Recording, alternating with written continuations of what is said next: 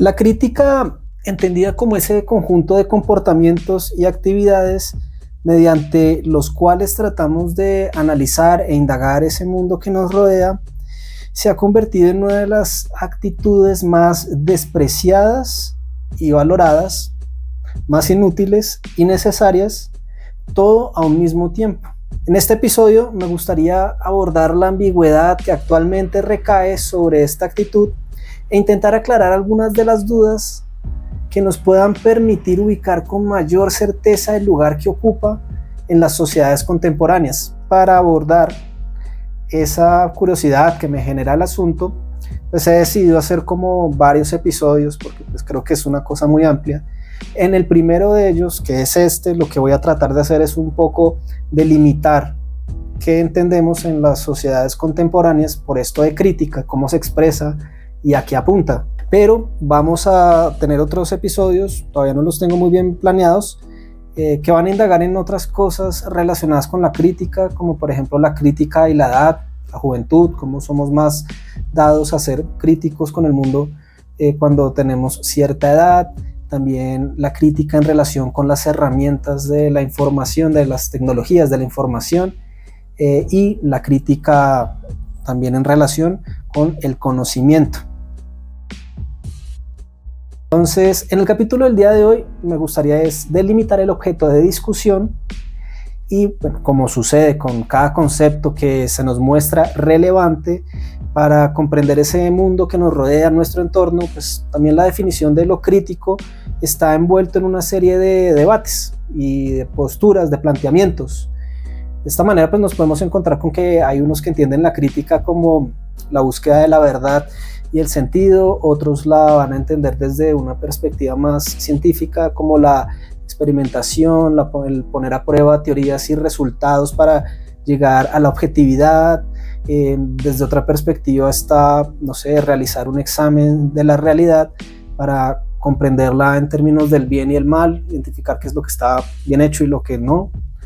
Y bueno, pues en el campo más amplio de lo social, la crítica usualmente se entiende como el ser criticón, el estar emitiendo de manera permanente opiniones negativas, y en términos ideológicos resulta un arma que permite justificar las propias acciones y a la vez deslegitimar las acciones de los demás.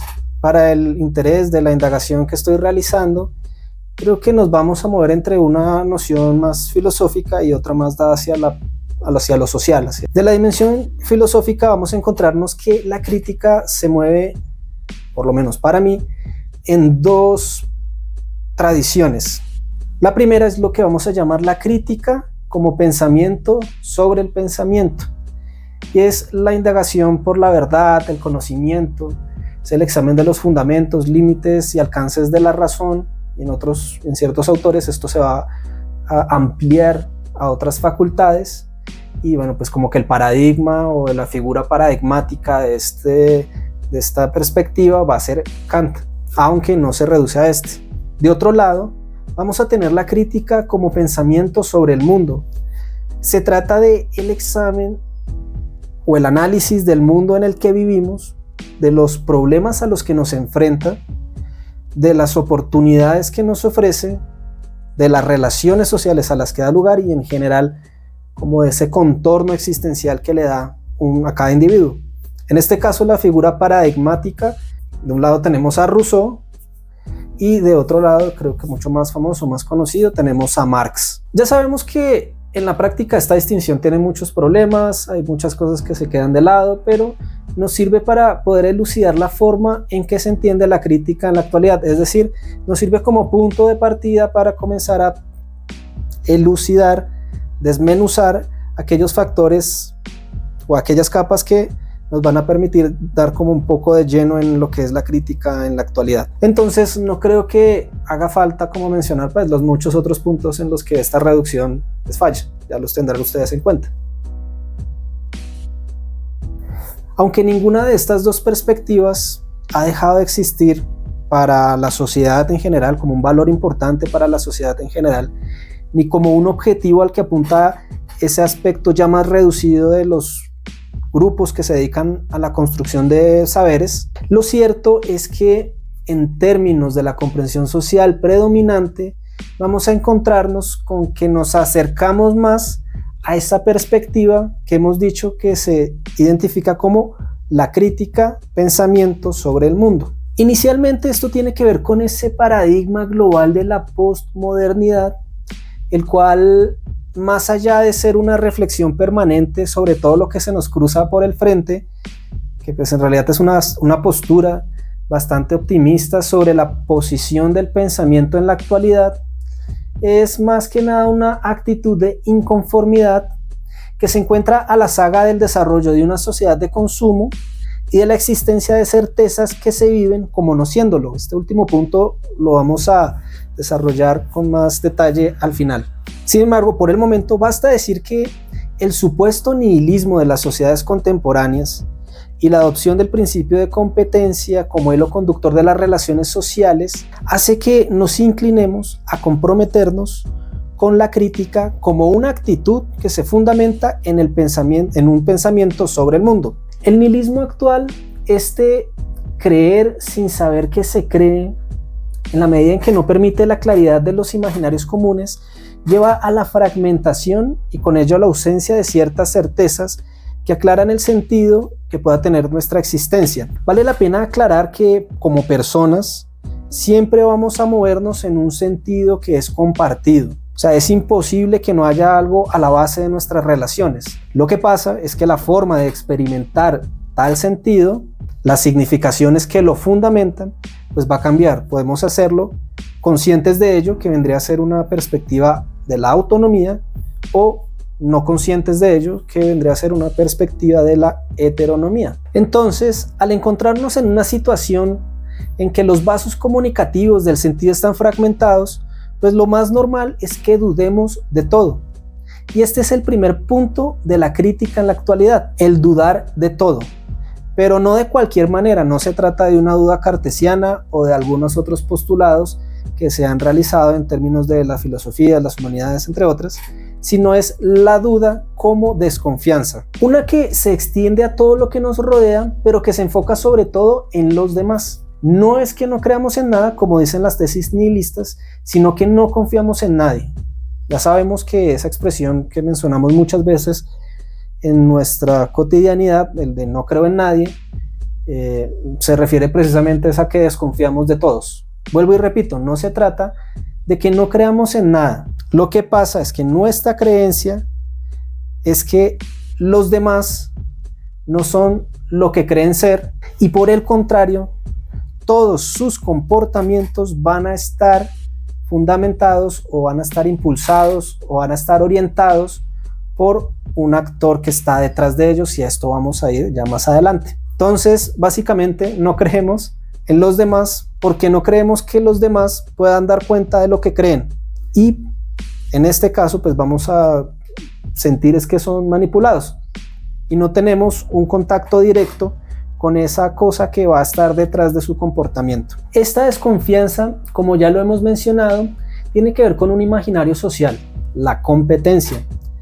Cuando yo hablo de competencia, usualmente lo hago en términos derivados de la economía, poco para referirme a un elemento que funda la razón neoliberal, parte, digamos, de esos conceptos que uno termina como adoptando y asumiendo a través de lecturas como la de Foucault, de Ardot y Laval, entre pues como un poco esta línea de pensamiento sobre el neoliberalismo. Pero solo se trata de una de sus expresiones, ya que al decir que se trata de un imaginario social, vamos a hablar de algo que es mucho más amplio, que supera la esfera económica, y va a ser el criterio por el cual vamos a valorar el mundo en que nos encontramos, y de esta manera es que va a ser aplicable a muchas circunstancias, mostrando un alcance, profundidad y una densidad que en realidad uno no se espera. O sea, este tema de la competencia y cómo está inserto en nuestra forma de pensar es mucho más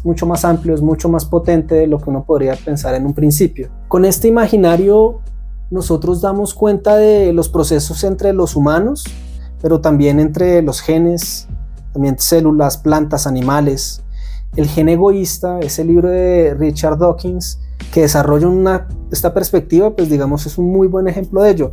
Y no lo digo hablando mal del libro, de hecho lo recomiendo mucho, remítanse al libro, es bueno, tiene muchas cosas interesantes, pero bueno, el punto no es tanto entonces si creer o descreer en la competencia, porque en realidad ya todos estamos inmersos en ello, la vivimos en todos los aspectos de nuestras vidas, hasta el punto de que estamos en competencia con nosotros mismos, pero lo que va a generar los matices de esto es la valoración que se hace de la competencia misma.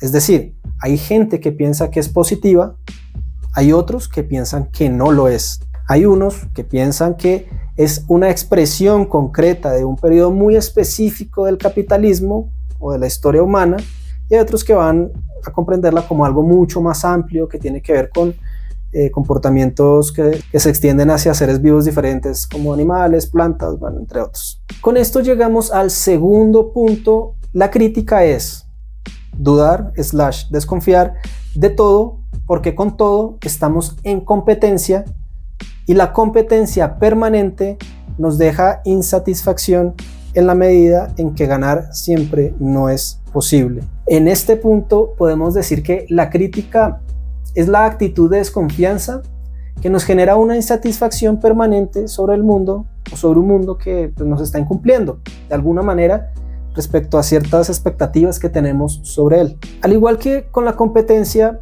la insatisfacción no debe entenderse únicamente en términos o en clave económica, que parece ser como la perspectiva predominante que hay actualmente sobre esto, tanto así que hablamos de índices de insatisfacción y bueno, hay otra jerga de la comprensión de lo económico y lo social de este tipo. Y por el contrario, tiene que ver con la experiencia más decisiva de la existencia humana. Gracias a que nosotros tenemos facultades como la memoria, la razón, la imaginación, podemos indagar de manera permanente sobre lo que nos pasa, evaluarlo, compararlo con cosas que existen y que no existen, y es de esta manera que eventualmente va a surgir el deseo. La insatisfacción surge porque nosotros somos capaces de insertar en nuestra experiencia vital algo que aún no es, algo que aún no está, y que sin embargo se nos muestra como bueno, como que nos va a hacer bien, por ponerlo de alguna manera, que es conveniente para nosotros, es la palabra. Ya lo dijo Sartre, el deseo siempre remite a una nada, algo que está con nosotros en forma de la ausencia. Esta incompletitud es el gran motor de lo humano y siempre está remitido al mundo porque toda insatisfacción tiene que ver con un estado de cosas o con una estructura del ser. Ahora, el papel que mantiene la insatisfacción sobre la crítica no siempre será el mismo. En el mundo contemporáneo, que la insatisfacción que sustenta la crítica como un pensamiento del mundo tiene que ver con aquello que el filósofo Jean-Luc Nancy denomina como la subjetivación del mundo, y con ello se refiere a que en nuestra comprensión de las cosas, el mundo es como el actor detrás del telón de todo lo que sucede, así como en una determinada época lo pudo ser Dios o los dioses. ¿Qué quiere decir esto? Básicamente que hemos endiosado al mundo, y este va a ser el actor que se encuentra detrás del comportamiento de cada persona. Las personas no se van a comportar de una manera u otra porque sean libres, porque tomen sus decisiones, sino porque están guiadas por esas leyes que fundamentan el mundo. Por ejemplo, algunas personas asumen que lo que está detrás del comportamiento de cada uno de nosotros son leyes de la química operando en nuestro cerebro. Otros creen que son las leyes de la evolución, otros creen que son postulados psicológicos como el psicoanálisis, o está en el tema de las leyes de la física misma. Y pues claro, todos vivimos y reconocemos esto de una manera u otra. Es imposible eludir el estrato primario en el cual nosotros estamos inmersos, pero nuevamente todo va a ser un tema de qué peso le estamos dando a estas fuerzas, y en especial cuando vamos a evaluar nuestros comportamientos. Lo que sucede con la subjetivación del mundo es que terminamos por considerarlo como un Dios. La paradoja de todo esto es que no hay nada más divinizador que terminar por abarcarlo todo en lo mundano. Ya se hablaba en la fenomenología alemana de hace un siglo aproximadamente que el mito más fuerte es el no creer que se tienen mitos. En fin, la fenomenología y en la antropología de la época también. Así llegamos al tercer punto, y es la crítica como pensamiento sobre el mundo. Es inútil porque es como estar pidiendo cuentas a un Dios que no se presenta como Dios y frente al cual nos encontramos en una asimetría absoluta ante un abismo comunicativo insondable. El problema no es tanto como el aspecto sacramental, religioso, espiritual que se le da a la dimensión mundana. El problema es que esto se hace bajo una perspectiva muy particular que, como hemos mencionado, fragmenta el sentido, fragmenta la comprensión del sentido. Pues mirado con franqueza, es muy difícil considerar, o por lo menos para mí, me sería muy difícil considerar el tratar de establecer una relación, una comunicación con las leyes de la física, como la gravedad. A la gravedad ni siquiera se le puede pedir una explicación, una comprensión de las cosas. Uno da cuenta de la gravedad, no es que ella hable, le toca a uno como eventualmente hablar por uno. Y en este sentido, pues vamos a estar completamente insatisfechos. Nuestras certezas no van a tener un rostro, nuestros dioses tampoco, y van a estar ocultos. Una situación en la que desconfiar es apenas una respuesta lógica. En este sentido, la crítica es inútil porque no tiene en realidad de dónde agarrarse, porque está atrapada en la insatisfacción, porque considera que la crítica misma es solo hablar de manera negativa y peyorativa y rechazarlo todo. Pero a la vez es precisamente porque estamos en esta urdimbre de confusión, por lo que es necesaria la crítica misma. Solo es gracias a esta actitud que vamos a poder sentar los pies sobre la tierra, ya no como mistificadores del mundo, sino como autónomos que lo hacen. Esto, entre otras, nos va a permitir salir de una suerte de vicios que encontramos en el pensamiento contemporáneo, como por ejemplo la propensión a la conspiración, el pensar que hay grupos que dirigen todo de manera milimétrica y cada vez nos inventamos unos enemigos más superficiales y más ficticios si se quieren, y por estar combatiendo contra esos hombres de paja, pues finalmente no estamos atajando lo que de verdad podría importarnos. Bueno, hemos dado como con estos tres elementos de lo que es la crítica en la actualidad, un poco como cuáles son las fuerzas detrás de esta actitud. Hemos dicho que tenemos la duda como desconfianza, la insatisfacción como resultado de la competencia, y tercero, nos encontramos con la fragmentación del sentido que emerge como resultado de la subjetivación o autonomización del mundo, o en otras palabras, ese pensamiento mágico y exacerbado sobre el mundo. Bueno, espero que les haya gustado el capítulo de hoy.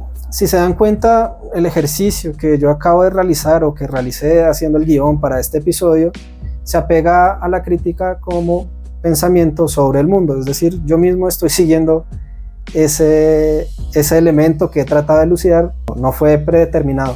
Y sin embargo vemos como yo también partícipe de todo esto, porque pues yo no es que esté por fuera, también reproduzco estos patrones mismos de los que he venido hablando. El siguiente episodio, que pues ya tengo algo adelantado también del guión, va a tener que ver con esta relación entre la crítica y la edad.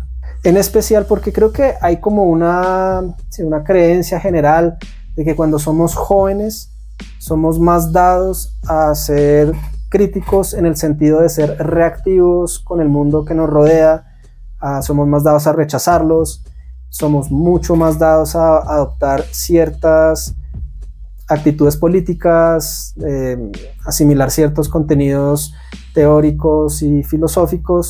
Pero bueno, vamos a explorar un poco de esto, si en verdad es que tiene que ver con que hay una relación específica entre la juventud de un lado y la crítica, o van a haber otros elementos que están ahí por en medio. Y no siendo más, nos vemos en el próximo episodio.